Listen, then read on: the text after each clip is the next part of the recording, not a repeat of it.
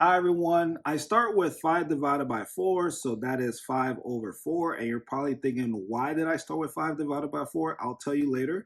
Next, I'll drop the 4, but in fraction form, plus drop the times 3, but in fraction form. Next, I drop the minus 6, but in fraction form. And lastly, drop the divided by 5 in fraction form. So there you go, equals. Now we're looking at this. And the reason why I started with division is because when you look at these different operations, you start with the furthest left or the first operation.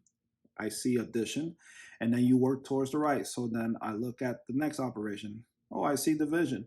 I know that division has higher priority than addition.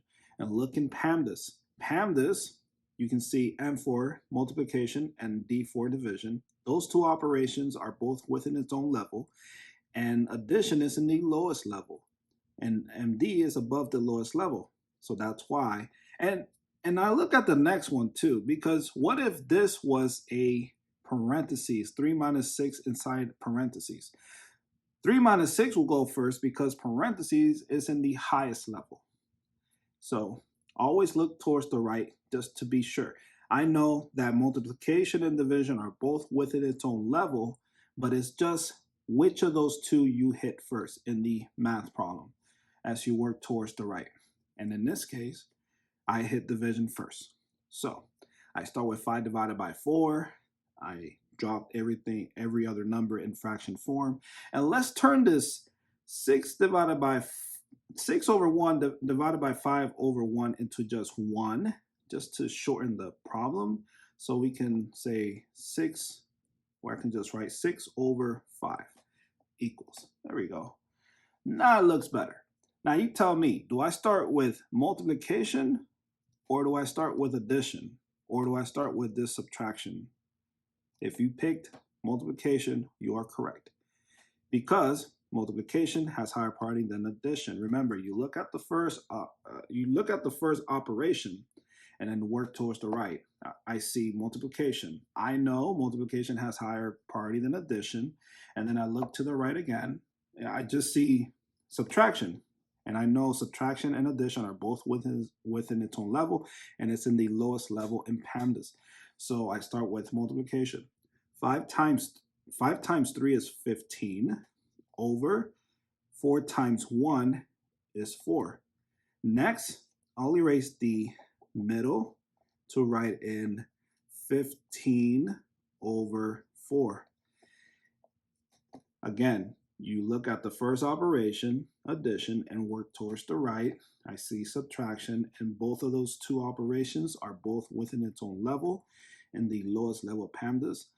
And it won't matter now because it's in the lowest level, and you just solve from left to right, because you look at the first operation and you look at the next one to the right, and it's subtraction, and both of those two are within its own level, so you just solve from left to right. So notice that I'm adding two fractions, but the denominators are different. So I use the butterfly method, and I'll use a different color. Let's pick red. And I multiply 4 times 4 and 1 times 15. 4 times 4 is 16. 1 times 15 is just 15. And then the body, 1 times 4 is 4. So the denominator is 4. 16, so you add those two above. 16 plus 15 is 31. Next, you drop the minus 6 over 5 and use the butterfly method again. I'll use a different color. Let's pick purple. I multiply 31 times 5, so 31, oops, this marker is low on ink. Let's use hot pink. So 31 times 5. 5 times 1 is 5. 5 times 3 is 15. So I write 155. Next, I multiply 4 times 6. That's 24. And the denominator is multiplying 4 times 5, which is 20. And I subtract 155 minus 24. 5 take away 4 is 1. 5 take away 2 is 3. And 1 minus 0 is just 1. So our numerator is 131.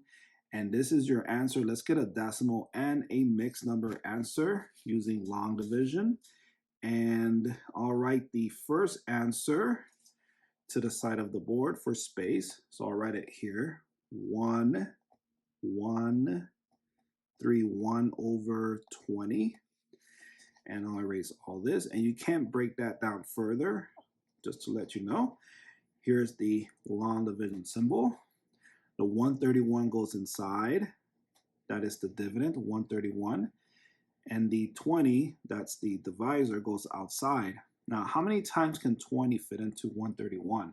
I like to break down the 131 or big numbers like this. So that's 100 plus 20 plus 11. That equals 131.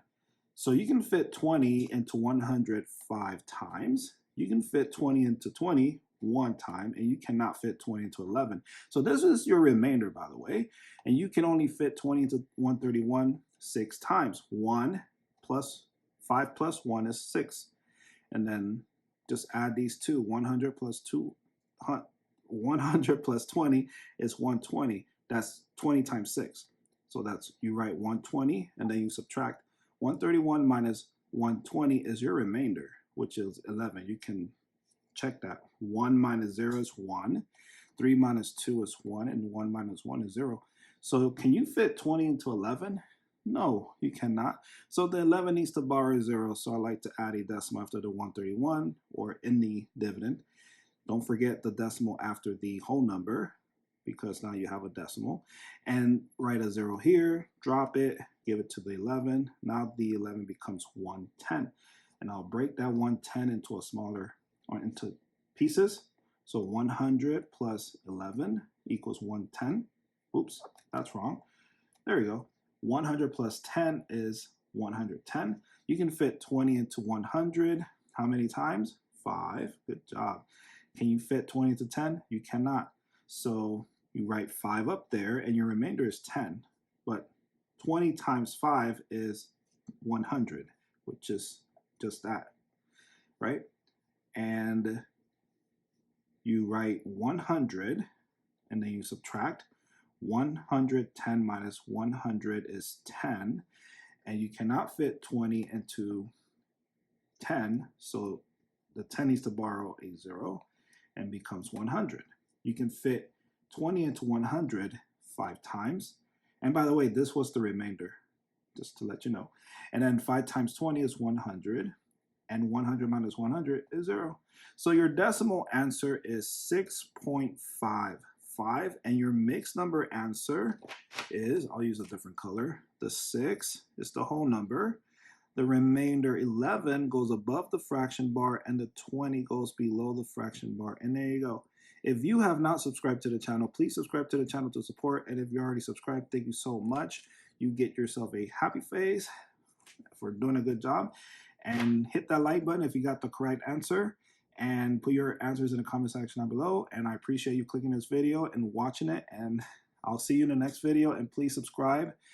And if you're already subscribed, thank you so much. I'm saying that again. Please subscribe so then you can join the math community that we have been building over the months. So please subscribe. And again, thank you so much for watching. And I'll see you in the next video. Bye.